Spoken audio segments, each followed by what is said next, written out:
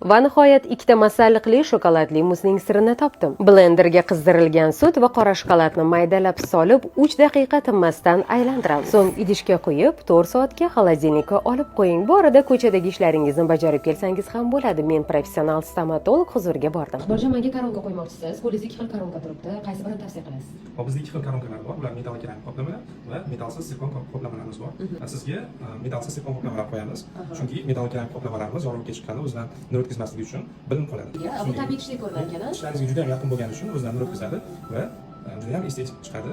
Bilinmaydi, chiroyli chiqadi. O'rtoqlar, meni yangi tish bilan tabriklanglar.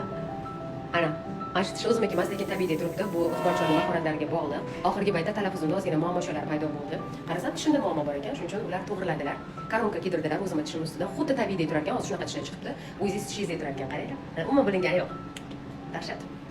Tavsiya qilaman, Iqboljonning oldiga kelinglar, sizlar ham yangi tishli bo'lib ketinglar. Tishlarimni davolatib kelgunimcha shokoladli muz ham tayyor bo'libdi. Mazasiga gap yo'q, siz ham tayyorlang va albatta yerliklarga ulashib qo'ying.